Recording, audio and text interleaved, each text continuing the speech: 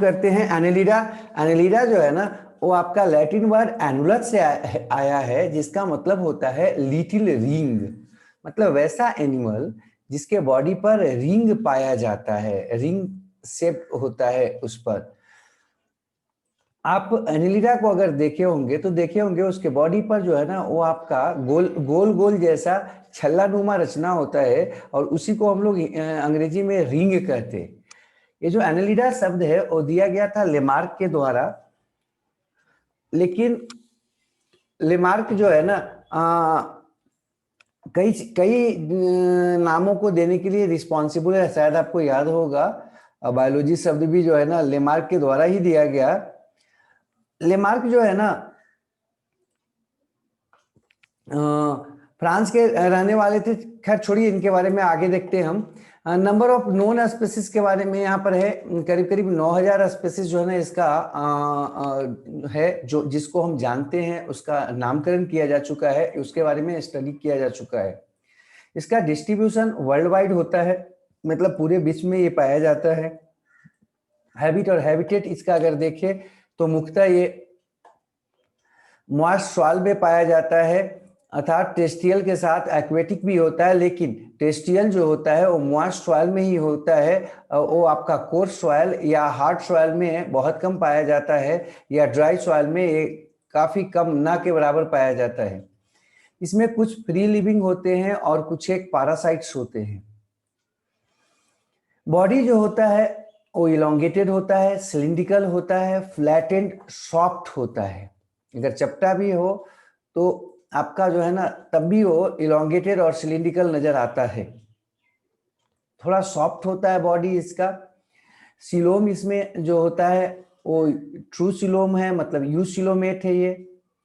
Metamerism इसमें present होता है। अगर आपको याद होगा मेटामर क्या बताए थे कि वो सेगमेंट्स होता है बॉडी का जो आपका लीनियरली डिवीजन के रूप में नजर आता है।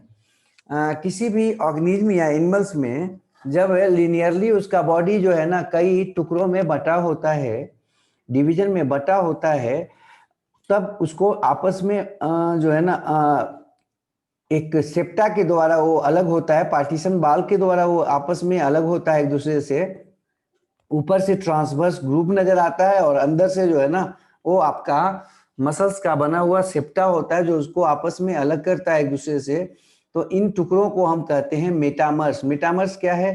तो लीनियर डिविजन्स है बॉडी का, जो कि सेप्टा के द्वारा अलग होता है, बाहर से भी ग्रुप के द्वारा और अंदर से क्या, सेप्टा के द्वारा। फिगर में आएंगे उधर देखेंगे।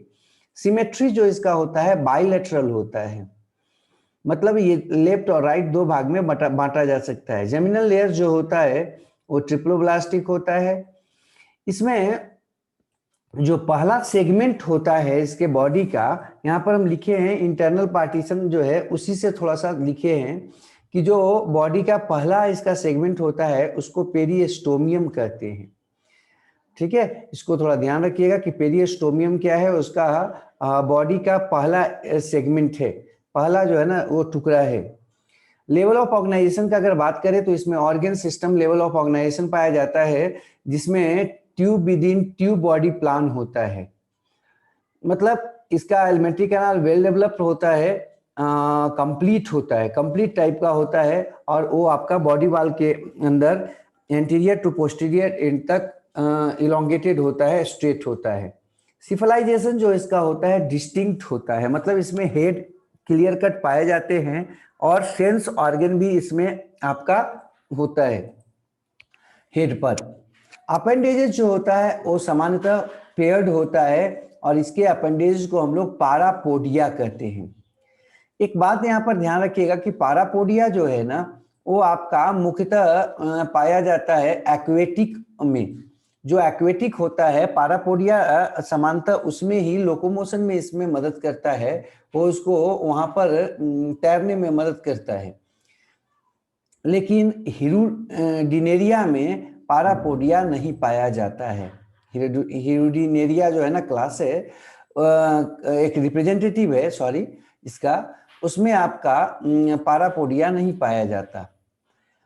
जो आपका पेरियोस्टियम हम लोग देख रहे थे फर्स्ट सेगमेंट, उस पर से आपका फ्लेसी आउटग्रोथ, एक जो ना मांसल आउटग्रोथ होता है जिसको हम लोग प्रोएस्टोमियम कहते हैं। फिगर में ये सब हम वहां पर देखेंगे।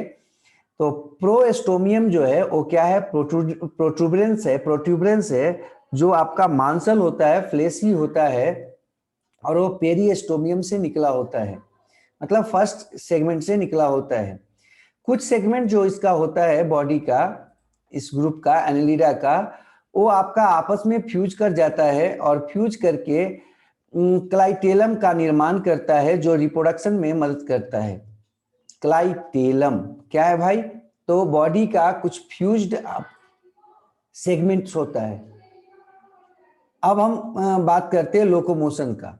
लोकोमोशन जो इसमें होता है वो आपका सीटी के द्वारा होता है, जो काइटिनस होता है, काइटिन का बना हुआ जो है ना वो प्रोजेक्शंस होता है, और उसी को सीटी कहते हैं, और इसके द्वारा होता है, या फिर अनज्वाइंटेड पारापोडिया के द्वारा होता है। अनज्वाइंटेड लिख रहे हैं मतलब उसमें ज्वाइंट नहीं होता, अनज्वाइंटेड पारापोडिया होता है, या फिर सकर के मदद से भी कुछ में होता है। अर्थवॉर्म जो होता है उसमें सीटी पाया जाता है। बॉडी जो होता है इसका बॉडी वाल, वो आपका थीन क्यूटिकल लेयर रखता है, जो कि आपका उसके एपिडर्मिस के से आपका वो सिक्रीट होता है। जैसा कि पीछे भी हम लोग देखे थे कि जो क्यूटिकल लेयर होता है समांतर अंडरलाइन जो आपका एपिडर्मिस होता है उससे वो आपका सिक्रीट होता है। मस्कुलर जो इसमें होता है वो आपका काफी विकसित होता है, लॉन्गिट्यूडनल और सर्कुलर दोनों मसल्स आपके पाए जाते हैं। और इसके जो मस्कुलेचर होते हैं, मतलब मसल्स होते हैं बॉडी के वाल, बॉडी वाल पे जो पाया जाता है वो आपका दोनों टाइप का होता है, लॉन्गिट्यूडनल और सर्कुलर। और कैसा होता है? स्मूथ टाइप का होता है, मतलब कि वो आपका इनवॉलंटरी होता है एक तरह से। अब डाइजेस्टिव ट्रैक्ट का बात करते हैं। डाइजेस्टिव ट्रैक्ट जैसा कि ऊपर भी हम आपको tube within tube plan बताए थे, इसमें स्ट्रेट होता है, कंप्लीट होता है और पूरे बॉडी के लेंथ के बराबर होता है। ये इसमें आपका सर्कुलर और लॉन्गिट्यूडनल दोनों मसल्स डाइजेस्टिव ट्रैक्ट पे भी पाए जाते हैं, जो कि भोजन को आगे बढ़ाने में मदद करता है। ये आपका एनिमल्स में एनेलिडा पहला ऐसा ग्रुप है जिसमें वेल डेवलप आपका डाइजेस्टिव ग्लैंड्स आ जाता है। मतलब डाइजेस्टिव ग्लैंड्स जो है ना वो आपका फर्स्ट टाइम अगर किसी एनिमल में आया है या आता है तो वो है एनेलिडा में। इसके बाद के जो एनिमल्स हैं उसमें तो पाया जाता था, लेकिन इसके जो पहले के जो एनिमल्स थे जो भी हम लोग अभी देख रहे थे, जैसे हम लोग राउंड वॉर्म देखे हैं या फ्लैट वॉर्म देखे हैं, उस सब में आपका वेल डेवलप डाइजेस्टिव ग्लैंड्स नहीं पाया जाता है। रिस्पायरेटरी सिस्टम का अगर बात करें तो उसमें हम अर्थात रिस्पायरेशन का अगर बात करें तो समानता इसमें क्यूटेनियस रिस्पायरेशन होता है, लेकिन जो कुछ एक्वेटिक होते हैं उनमें पारापोडिया जो है ना उस पर गिल्स भी पाया जाता है। अर्थात इसमें दोनों प्रकार का रिस्पायरेशन होता है, स्किन के द्वारा भी और गिल के द्वारा भी, जिसको हम लोग क्या कहते हैं, ब्रैंकियल कहते हैं रिस्पायरेशन। तो रिस्पायरेशन इसमें जनरल सरफेस ऑफ बॉडी से भी होता है और किसमें, टेस्टियल में समानता, लेकिन जो एक्वेटिक होते हैं उसमें पारापोडिया पर गिल्स पाया जाता है। ठीक है। सर्कुलेशन का अगर बात करें तो सर्कुलेशन जो होता है वो आपका क्लोज टाइप का होता है, वेल डेवलप्ड होता है। क्लोज टाइप और यहाँ पर ओपन टाइप का बात आया होगा। अगर थोड़ा बहुत भी पीछे का आपको इंट्रोडक्शन का जो क्लास था वो याद होगा तो वहां पर बताए थे कि जो सर्कुलेटरी सिस्टम है वो दो भाग में बांटा जाता है। आधार ये है कि उसमें सर्कुलेशन किस मटेरियल का हो रहा है, वाटर का हो रहा है या ब्लड का हो रहा है। अगर वाटर का हो रहा है तो उसको बोलते हैं वाटर सर्कुलेटरी सिस्टम, लेकिन जिसमें ब्लड का होता है उसको ब्लड वास्कुलर सिस्टम या ब्लड सर्कुलेटरी सिस्टम कहते हैं। ब्लड सर्कुलेटरी सिस्टम भी दो प्रकार का होता है, एक ओपन ब्लड सर्कुलेटरी सिस्टम और एक क्लोज ब्लड सर्कुलेटरी सिस्टम।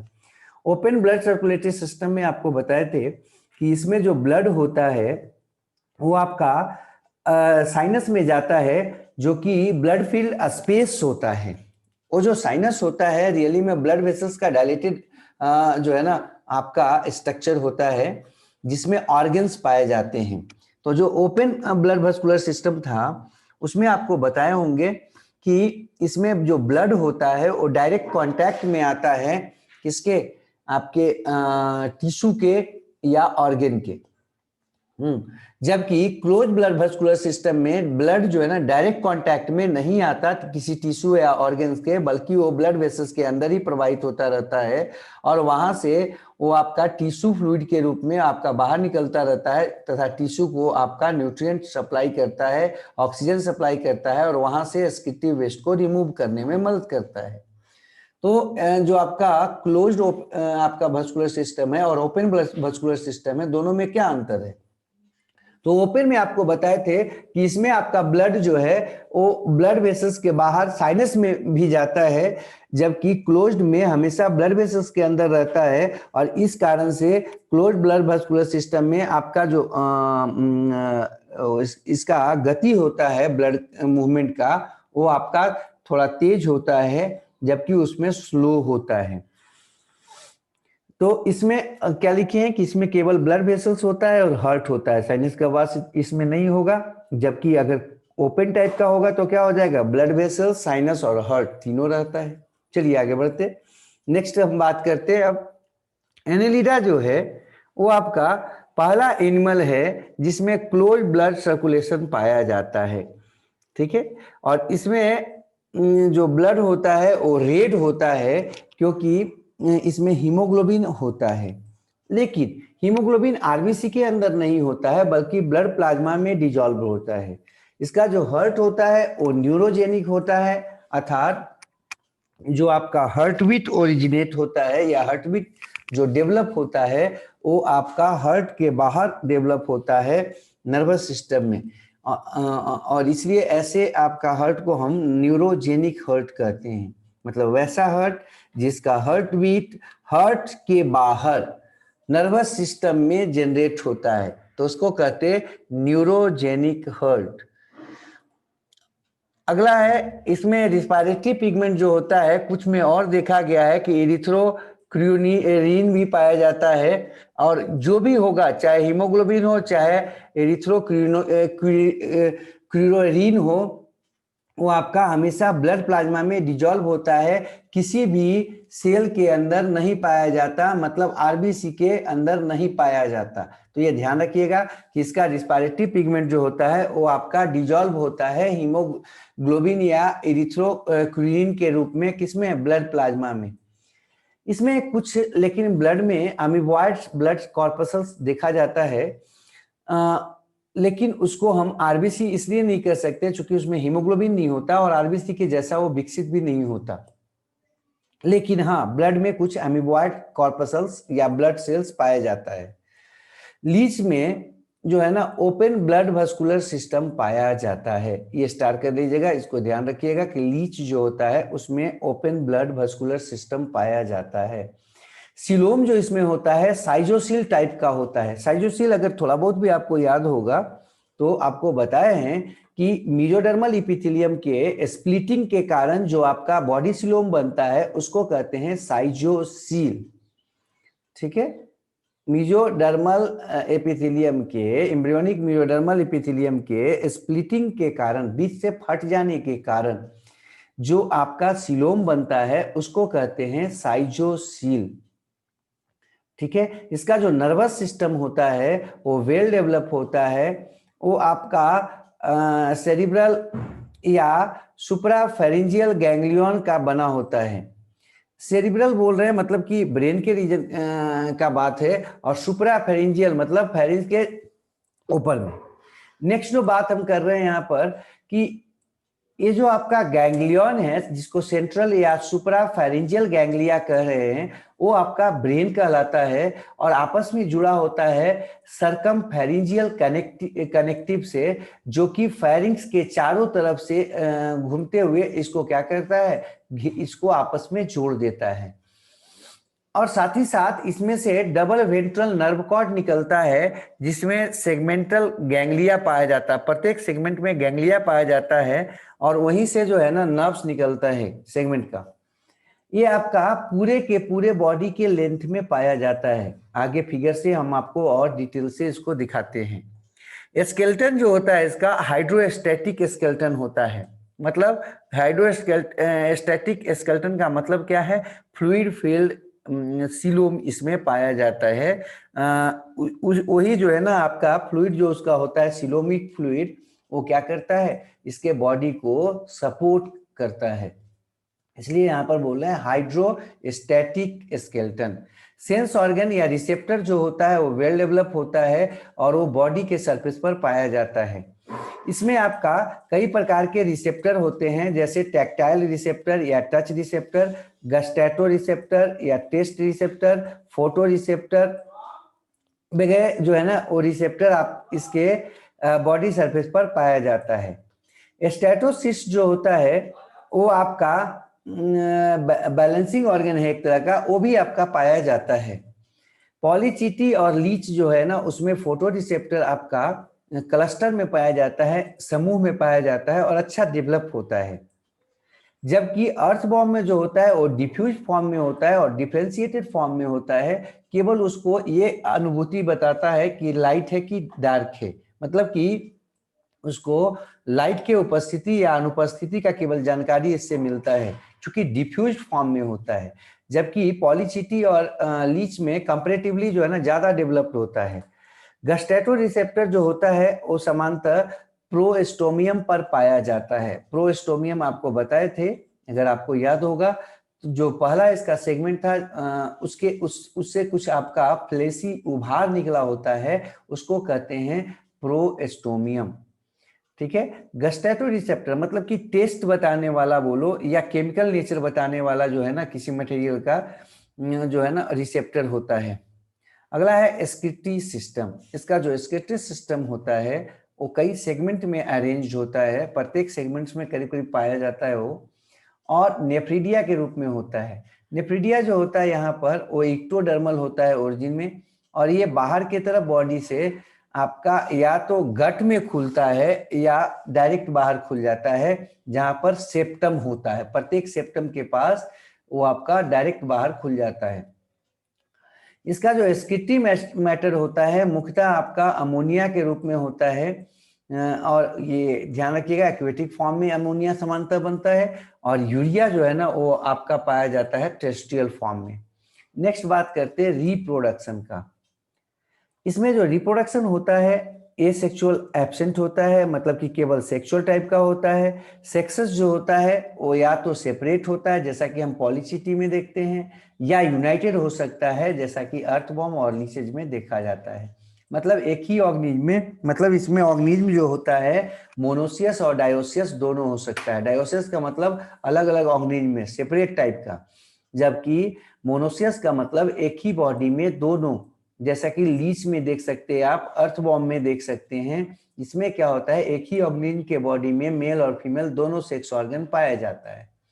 इसमें जो डेवलपमेंट होता है या तो डायरेक्ट होता है या इनडायरेक्ट होता है। समानता जो बाइसेक्सुअल फॉर्म होता है उसमें आपका डेवलपमेंट डायरेक्ट रूप में होता है, मतलब बगैर लार्वा का होता है। जबकि जो आपका यूनिसेक्सुअल होते हैं जैसे कि नेरिस वगैरह को देख सकते हैं आप, उनमें क्या होता है कि ट्रोचोफोर लार्वा पाया जाता है या बनता है।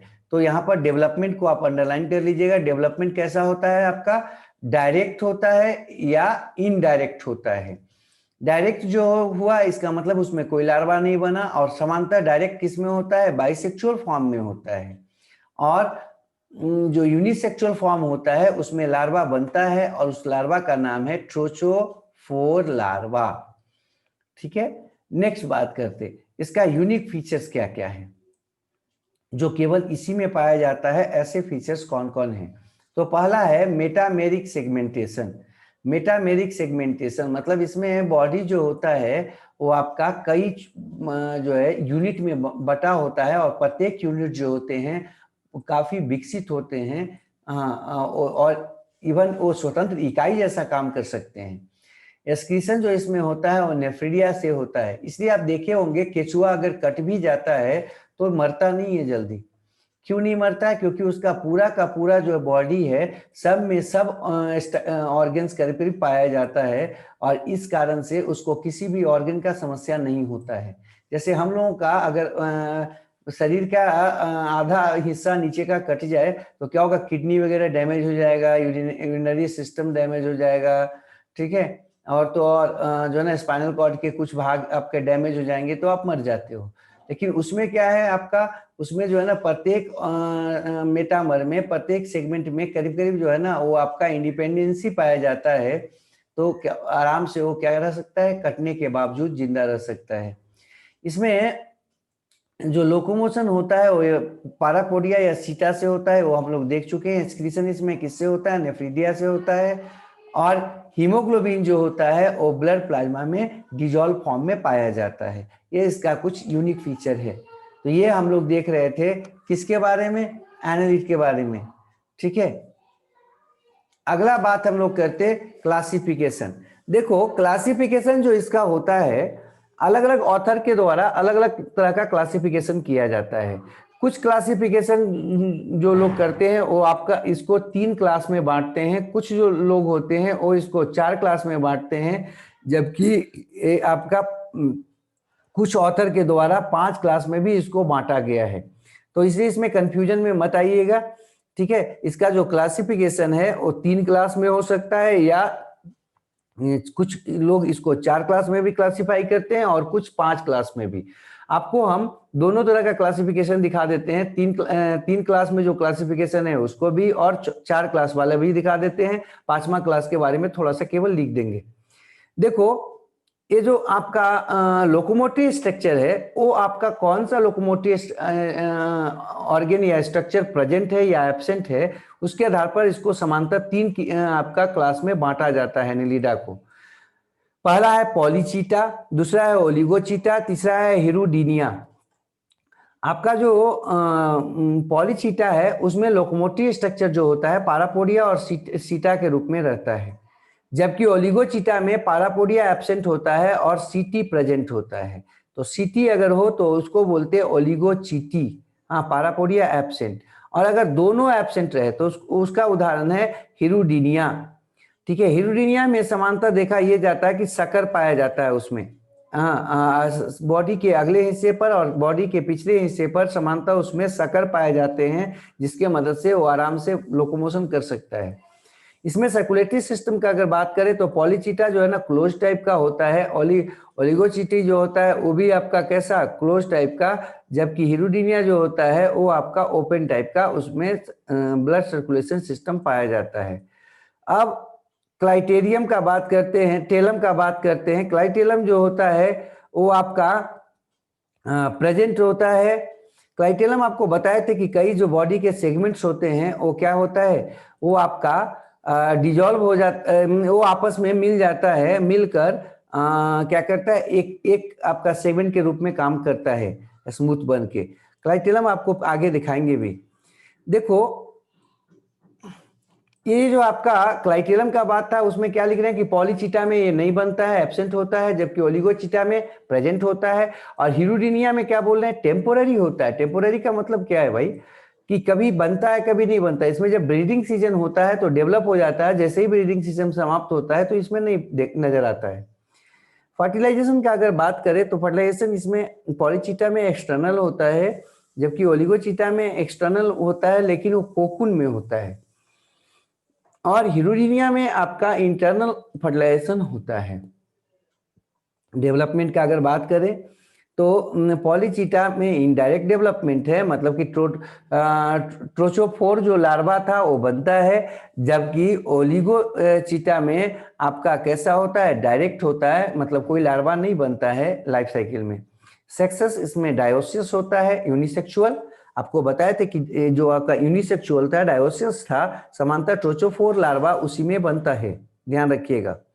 जो डायोसिस होता है उसका कॉमन उदाहरण कौन है, पॉलीचीटा, जबकि मोनोसियस का उदाहरण है आपका ओलिगोचीटा और हिरुडीनिया।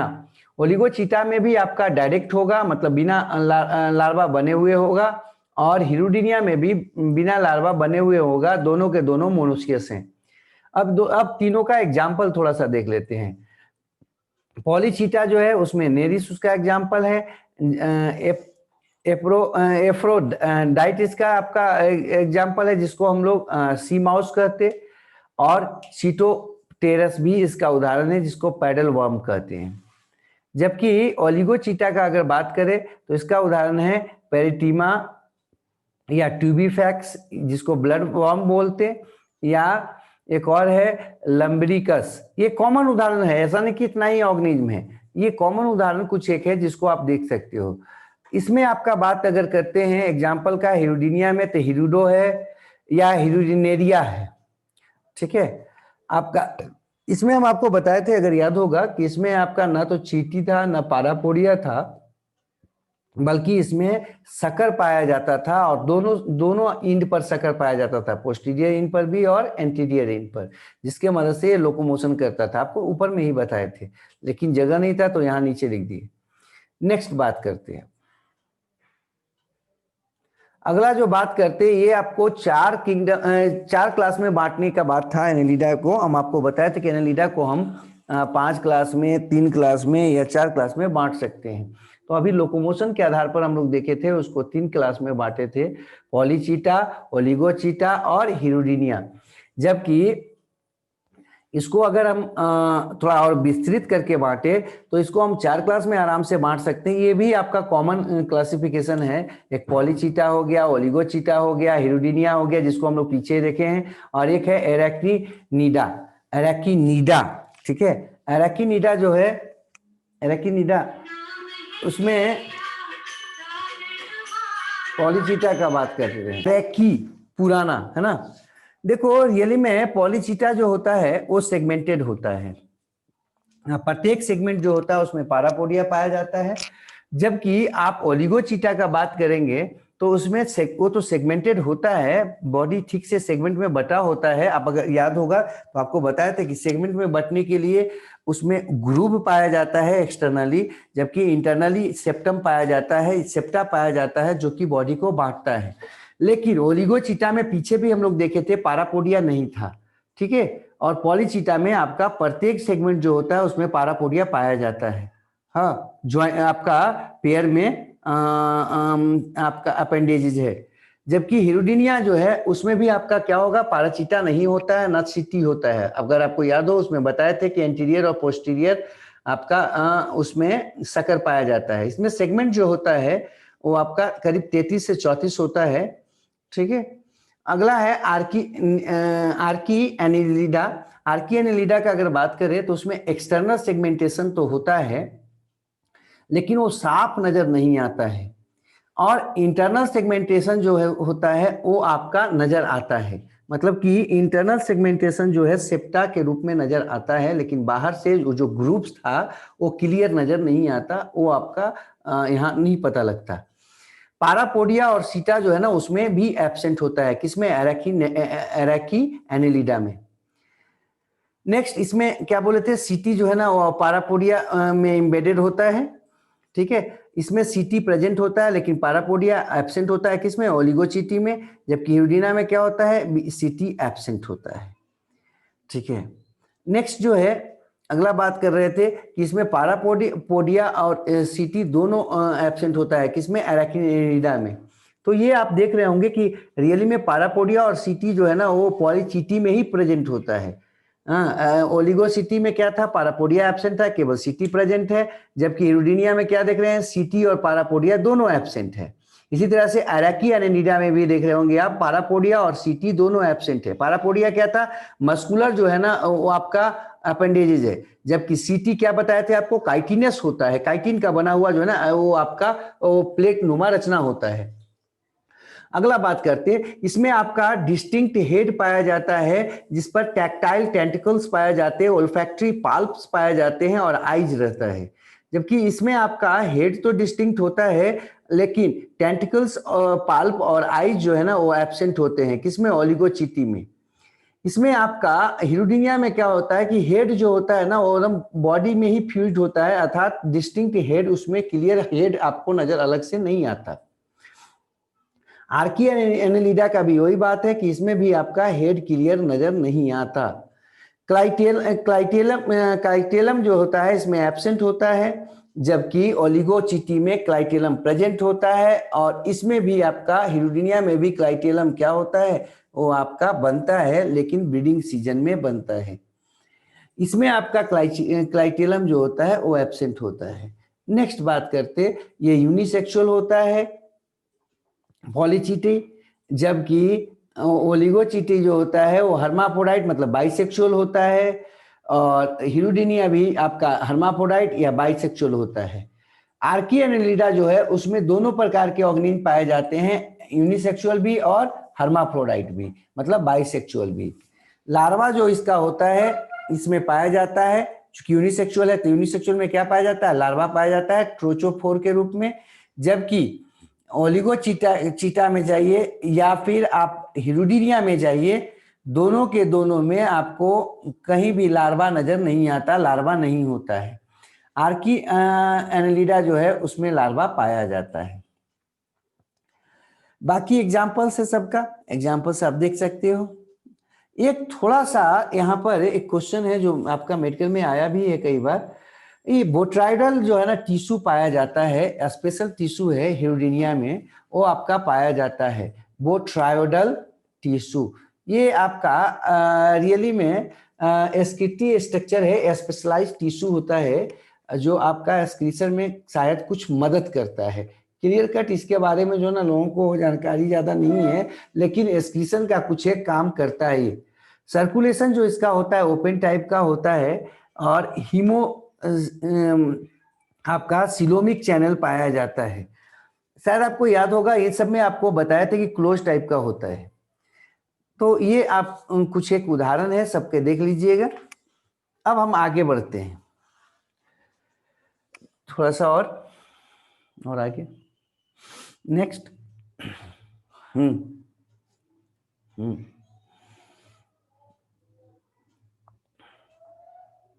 और आगे बढ़ो ना, अरे पीछे भाई। क्लास का जो बात कर रहे थे, 5th क्लास है एनेलिडा का, इचुरिडा है ना। इचुरिडा जो है ना वो 5th क्लास माना जाता है एनेलिडा का कुछ ऑथर के द्वारा। उसमें उस एनिमल को रखते हैं जिसमें ना तो इंटरनल और ना ही एक्सटर्नल सेगमेंटेशन होता है, ठीक है। उसमें ना तो इंटरनल सेगमेंटेशन है और ना एक्सटर्नल सेगमेंटेशन है, ध्यान रखिएगा। इसमें सीटी जो होता है ना रेयर होता है, और समानता इसमें प्रोएस्टोमियम जो होता है काफी लंबा पाया जाता है, काफी लंबा होता है, इलोंगेटेड होता है ना। बाकी के तुलना में जो बाकी रिप्रेजेंटेटिव्स है उनके तुलना में यहाँ पर प्रोएस्टोमियम लंबा होता है। तो आपको कुछ किताब जो पढ़ोगे रेफरेंस बुक में, उसमें आपको ये पांच क्लास के रूप में भी मिल सकता है। लेकिन सामान्यतः अभी जो वर्तमान में ज्यादा लोकप्रिय है वो आपका 3 क्लास क्लासिफिकेशन ही इसका ज्यादा लोकप्रिय है।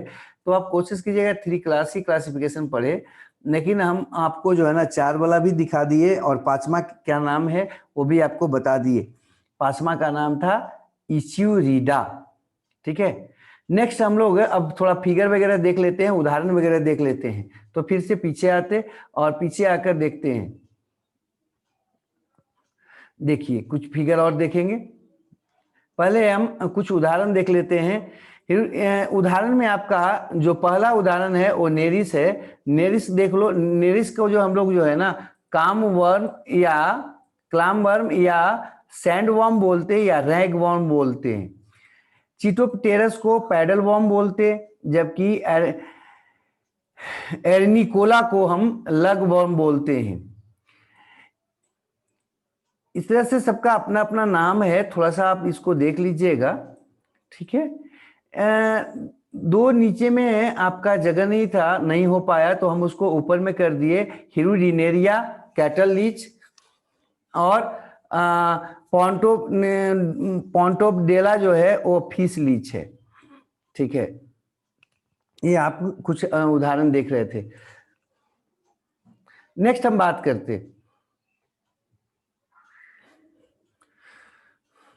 नेक्स्ट जो आपको पीछे बताए थे एक सेगमेंट में कि आपका कुछ में सेगमेंट नहीं पाया जाता है। तो देखो ये है आपका फॉल्स सेगमेंटेशन। ऊपर से जो है ना आपका नजर आ रहा है कि वो ग्रुप्स है, लेकिन अंदर में सेप्टम नहीं है। तो वैसा सेगमेंटेशन जिसमें अंदर से सेगमेंट नहीं होगा उसको कहते हैं क्या बाबू, फॉल्स या स्यूडो सेगमेंटेशन। जबकि जिसमें बाहर से भी आपका क्या हो, ग्रुप्स हो, और अंदर में भी आपका सेप्टम हो, उसको कहते हैं ट्रू सेगमेंटेशन या मेटामेरिज्म। ठीक है, तो ये मेटामेरिज्म आपको यहाँ पर दिखा रहे हैं। प्रत्येक सेगमेंट को देखो, वहां पर लिखे हैं, सेगमेंट कहते हैं या सोमाइट कहते हैं या मेटामर कहते हैं, और प्रत्येक जो होता है इंडिपेंडेंट जो है ना यूनिट के रूप में काम करता है और एक दूसरे से अलग रहता है। किसके द्वारा? एक तो बाहर से ग्रुप के द्वारा धसाव है, और अंदर से किसके द्वारा? सेप्टम के द्वारा। ये क्लियर कट आपको जो है ना यहाँ पर नजर आ रहा है। एक बगल में नेरिस बना के दिखाया है, उसमें देखिए पारापोडिया आपको नजर आ रहा होगा। ये कुछ उभार है मांसल, इसको बोलते हैं पारापोडिया।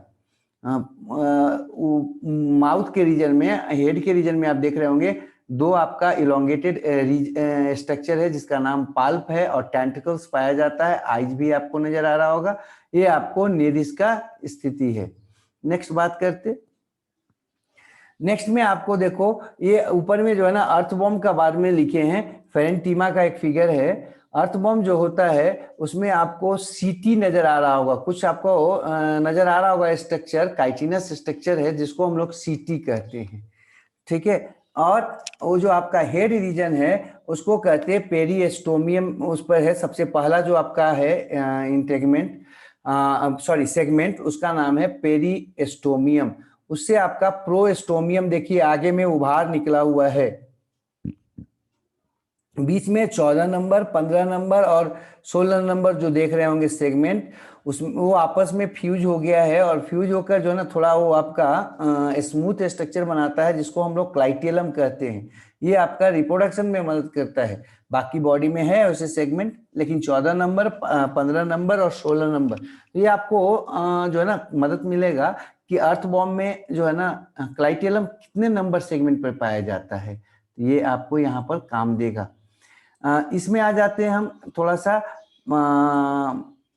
लीच में। लीच का नीचे में फिगर है। लीच में देखिए एंटीरियर आपका एक यहाँ पर शक्कर नजर आ रहा होगा, एक अगले बॉडी के अगले रीजन में है, माउथ के पास जो है उसका नाम है क्या? एंटीरियर शक्कर। जबकि एनस के पास जो शक्कर है उसको बोलते हैं पोस्टीरियर शक्कर। तो ये जो आपका हीरोडिनिया है उसमें आपको बताया थे कि शक्कर पाया जाता है, एंटीरियर और पोस्टीरियर शक्कर। इसमें एलिमेंट्री कैनाल आपको नजर आ रहा होगा। क्रॉप जो है ना वो आपका डाइवर्सिफाइड होता है, डाइवर्सिकुला इसमें बनाता है, मतलब थोड़ा सा जो है ना विशेष स्ट्रक्चर बनाता है यहाँ पर। क्रॉप मतलब डाइजेस्टिव सिस्टम का हिस्सा है उसका। बाकी सेगमेंट्स आपको नजर आ रहे होंगे 33 से 34। ठीक है, बगल में आपको एक और स्ट्रक्चर नजर आ रहा है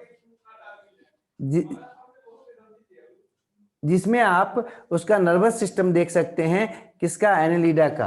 दो आपका गैंग्लिया है आगे वाले रीजन में, जिसको हम लोग जो है ना सेरिब्रल गैंग्लिया कहते हैं, ब्रेन का निर्माण करता है। उसके बाद देखे होंगे, देख रहे होंगे दो आपका नर्व कॉर्ड पूरे बॉडी के लंबाई में पाया जाता है, जिसमें प्रत्येक सेगमेंट में एक एक गैंग्लिया आपको नजर आ रहा होगा।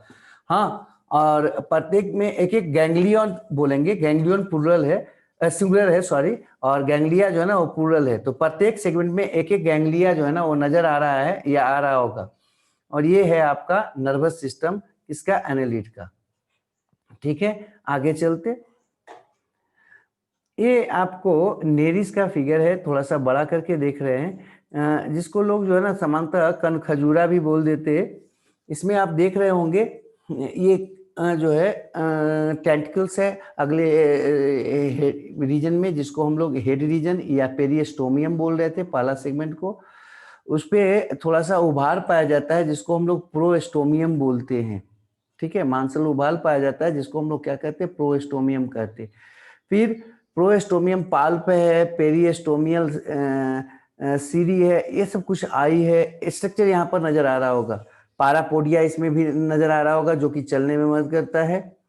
फिर एनल सर्की है, जो पीछे में आप देख रहे होंगे दो वो पूछ जैसा निकला हुआ है, उसको बोलते हैं एनल सर्की। ठीक है, सीटी भी आपका इसमें नजर आता है। पारापोडिया पर जो है ना आगे की तरफ उभार जैसा है जिसको हम लोग सीटी बोलते। एनल सेगमेंट है सबसे लास्ट वाला जिसपे एनस पाया जाता है। ये आपको नेरिस का स्ट्रक्चर नजर आ रहा है। नेक्स्ट बात करते हैं अभी, ये अर्थवॉर्म है। अर्थवॉर्म को थोड़ा सा जो ना और हम क्लियर करके देख रहे हैं। माउथ जो है उसका किस रीजन पर किस सेगमेंट पर है? पेरिएस्टोमियम पर है। पेरिएस्टोमियम को देख रहे होंगे आप। पेरिएस्टोमियम पर एक बीच में उभार जैसा कुछ नजर आ रहा होगा, बड़ा बगल में है, जिसको हम लोग कहते हैं प्रोएस्टोमियम। और ये जो आप देख रहे होंगे रिंग ऑफ सिटी है। हाँ, पूरे बॉडी पर जो है ना उसका सिटी पाया जाता है रिंग रिंग रूप में, इसलिए किसी भी तरफ से ये पलट जाए तो क्या होता है, चलता रहता है अपने। ठीक है, क्लाइटेलम आपको नजर आ गया। फीमेल जेनाइटल अपर्चर वहां पर पाया जाता है या मेल जेनाइटल अपर्चर पाया जाता है, और ये रिप्रोडक्शन में अटैचमेंट में मदद करता है रिप्रोडक्शन के समय।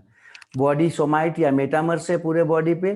ट्रांसवर्स ग्रूव है जो कि एनुली का निर्माण करता है, और बाहर से देखने में ये रिंग रिंग नुमा रचना के जैसा नजर आता है, और इसलिए इसका नाम क्या पड़ा? एनेलिडा पड़ा। तो ये आपको अर्थवॉर्म का स्ट्रक्चर था। ठीक है, नेक्स्ट बात करते, एक लीच है। ये लीच में आप देख रहे होंगे झोंक इसको बोलते हैं आप। उसमें आपका प्रोएस्टोमियम है हेड रीजन में, और नीचे की तरफ एनस है। ठीक है, आप देख रहे होंगे कि प्रोएस्टोमियम में भी शकर पाया जाता है, जिसको हम लोग एंटीरियर शकर कहते हैं, और वहां पर माउथ होता है बीच में। फिर साथ ही साथ यहाँ पर प्रत्येक में सेगमेंटल रिसेप्टर ऑर्गन्स होता है। प्रत्येक सेगमेंट में आप रिसेप्टर ऑर्गन्स देख रहे होंगे। साथ ही साथ पोस्टीरियर शकर भी यहाँ नजर आएगा।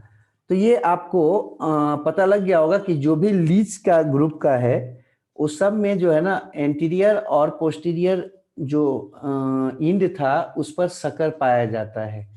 ठीक है, तो हम ये समाप्त हो गया एनेलिडा का।